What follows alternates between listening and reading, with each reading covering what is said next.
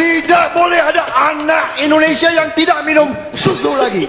Yang gemoy aja yang minum susu dulu. Yang gemoy kan udah lama nggak minum susu. Biar kuat, biar ototnya kuat, biar otaknya kuat, biar jalannya kuat. Makanya dari sekarang yang gemoy minum susu dulu ya. Dan Nyai mau kasih tahu, kalau yang gemoy mau kasih makan siang gratis, nggak perlu harus jadi presiden. Yang gemoy kan uangnya lebih banyak dari Nyai. Masa Nyai aja mampu kasih makan siang gratis pakai uang pribadi Nyai, nggak harus pakai anggaran negara. Yang gemoy kan harus bisa juga dong lebih lagi berikan makan siang gratis sebelum jadi presiden. Jangan nunggu jadi presiden baru mau kasih makan gratis untuk anak-anak dan masyarakat. Dan sekarang atuh uangnya kan lebih banyak dari Nyai. Gua kate juga apa? Buah belum mateng pohon lo dapat dipetik. Akhirnya apa? Buat jus kagak bisa, dijual kagak bisa, buat rujak asem. Gua kate kayak nggak ada aja calon wakil yang lain. Pilih yang udah pada matang pohon, yang udah pengalaman. Indonesia ini terlalu besar untuk dipimpin sama. Lo tau dah ya. Saya manusia biasa, makan nasi.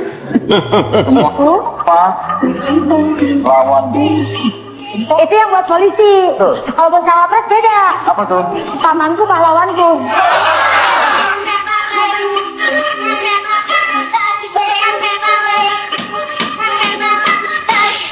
Apa? Pamanku pahlawanku. Ibuku penentuku.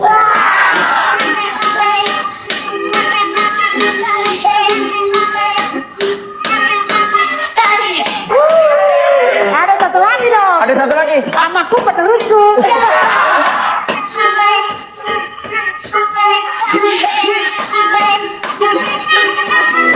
Kalau bapaknya bos ya anaknya mau ikut jadi bos. Yang punya perut. Maaf, beneran gue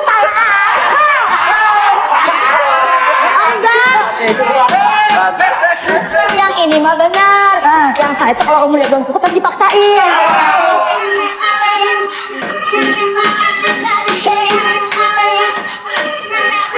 MK, kalian tuh kepanjangan dari Mahkamah Konstitusi kan, bukan Mahkamah Keluarga ya? Iya, sayang banget sama keponakan sampai dibantuin banget ya buat ngejar cita-citanya. Iya, nggak ada urgensi konstitusi satu negara berubah karena satu orang. Satu orang sama lo, itu kan berarti semua lo. Udah kebelet banget ya buat ngelanjutin. Iya, kalian boleh masih difungsikan. Tapi kalau ada urusan keluarga, selesai di rumah dong, jangan dibawa di MK. Sorry. Kemarin pamanku dari MK baru 2 tahun jadi wali kota, aku pengen dari tanah gua. Tahu nggak sudah di kampung tapi satu sama desa dua.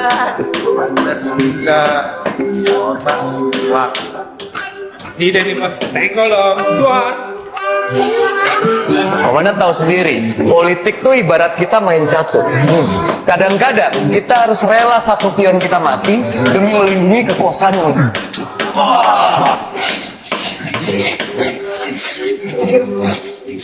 Gibran diremehin karena dia tuh masih muda. Ingat loh, dia itu 2 tahun menjadi wali kota Solo, 7 tahun menjadi anaknya wali kota Solo, 2 tahun menjadi anaknya gubernur DKI Jakarta, dan juga ini loh 10 tahun loh menjadi anaknya Presiden Republik Indonesia. Kurang apa coba? Itu masih belum aku tambahin pengalaman dengan omnya. Kurang apa coba? Mulai muncul. Aku khawatir lagi ya. Maaf, aku ini bukan Prabowo. Ini siapa ini? Ngaku siapa ini? Tenang saja, Pak. Aku ini pajak tenang. Kamu ini dong. Saponya nelpon ini. Sapo? Saya sudah ada di sini. katanya kan komika hidup dari karya. Lah dia dari uang partai. Atau pengen penjelasan tentang visi misi, nah ini nanti saya serahkan ke Pak Jubir dan Bu Jubir. Kira-kira itu saja yang ingin saya sampaikan. Nanti silahkan kalau ada pertanyaan langsung ditujukan ke beliau. Ini yang Masya Allah, memang luar biasa ini sambutannya biasa sangat meriah dan kami juga dari Bandara dari Baik dari Harsa pun juga senang sekali disambut seperti ini. Tadi teman-teman udah sempat diskusi, sempat ada juga pertanyaan mengenai kondisi Indonesia saat ini dan apa yang bisa kita lakukan sebagai negara. Jadi harapannya hari ini kita produktif. Dan juga insya Allah ke depannya kita bisa terus menampung aspirasi anak-anak.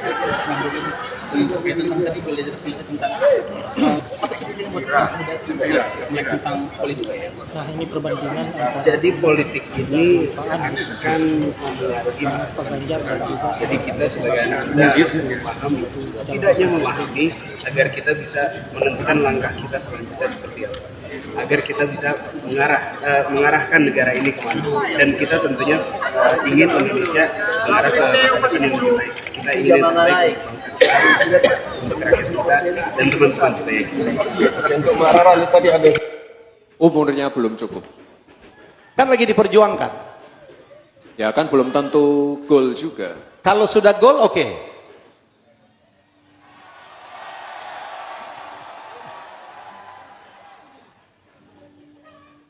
Takutnya nanti nggak ada yang milih. Dan yang jelas kalau bicara soal politik, Mbak, politik itu adalah bagaimana kita membahagiakan orang lain. Dan sebelum kita membahagiakan orang lain, kita perlu membahagiakan diri sendiri dulu. Jadi, untuk sekarang, yang saya gambarkan di masa mendatang adalah untuk politik, maybe, tapi bukan sekarang. Saya mau cari uang dulu, mau cari kebahagiaan diri sendiri dulu, karena politik bukanlah tempat saya untuk berkarir, tapi tempat saya untuk mengabdi. Oke. Gitu. Gibran Raka Buming Raka. Mbak penasaran nggak? Apa? Konsultan saya siapa? Siapa? Nggak tahu ya. Semua orang menanyakan itu. Punya konsultan politik atau enggak? Bukan punya atau nggak siapa, nggak tahu ya, nggak ada yang tahu. Enggak, kenapa? Nggak, banyak yang menanyakan soalnya. Ya iya, kenapa? Sekarang ya aku tanya. Ya karena cara komunikasi saya nggak seperti orang biasa. Jadi siapa?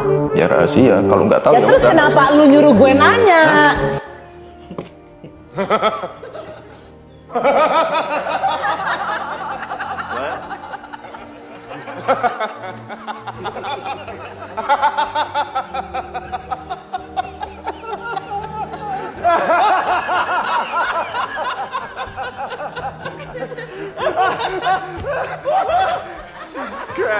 Great.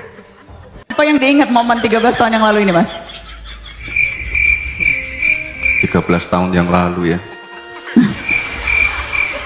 Nggak nyangka sih Mbak sampai di titik ini ya. Awal-awal dulu diundang ke Mata Najwa kan saya juga belum jadi apa-apa. Kalau Amerika punya julukan negeri Paman Sam, jangan sampai kemudian negeri kita mendapat julukan negeri Paman Usman.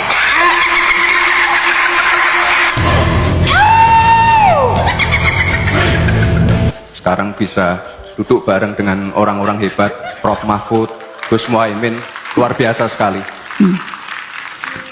Baik, saya kalau itu ke Prof. Mahfud 13 tahun yang lalu, Prof. Mahfud sudah, kalau catatan saya 13 tahun yang lalu sudah jadi hakim konstitusi. Iya, Ketua Mahkamah Konstitusi. Ketua Mahkamah Konstitusi. Ya. Nah, itu ya. Ketua Mahkamah Konstitusi. Iya. Apa yang memori paling kuat atas pengalaman jadi hakim konstitusi? Ada dua. Satu, ketika saya membongkar kasus mafia peradilan yang dilakukan secara bersama-sama oleh Polri, Kejaksaan Agung, pengacara, LPSK dalam kasus cicak buaya yang pertama yang melibatkan Susno Duaji. Nah, di sini ada Mas Chandra Hamzah. Ada tadi saya lihat, tuh ada tuh. Nah, ini parah nih.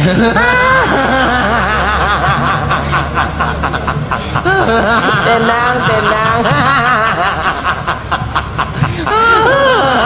Tenang saja Pak Prabowo. Tenang saja Pak. Saya sudah ada di sini.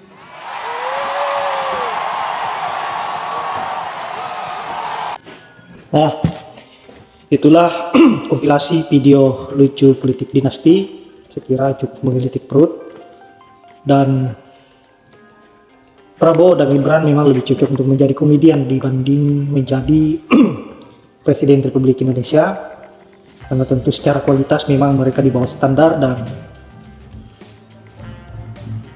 yang ada akan membawa negara kita di ambang kehancuran. Terlebih Gibran tidak ada yang menjadi kelebihannya selain peluang. Dan saya setuju apa yang menjadi pendapat Nyai Dewi Tanjung di video pertama tadi, bahwa kalau kita mempunyai niat untuk sebuah kebaikan atau memberikan makanan gratis terhadap orang-orang yang ada di sekitar kita, bahkan untuk masyarakat, kita tidak akan menunggu untuk menjadi presiden kalau memang mampu. Dan saya kira persoalan ekonomi Prabowo sudah lebih dari cukup. Bayangkan beliau ini mempunyai aset yang begitu banyak dan juga kekayaan yang tidak sedikit. Demi ingin berkuasa di negara ini, sampai-sampai memaksakan diri melakukan sebuah visi misi yang absurd. Saya kira hanya itu. Semoga sahabat-sahabat bisa terhibur. Ada hikmah dari video yang saya up buat sahabat-sahabat. Semoga sehat selalu. Saya akhiri dengan ucapan Assalamualaikum warahmatullahi wabarakatuh.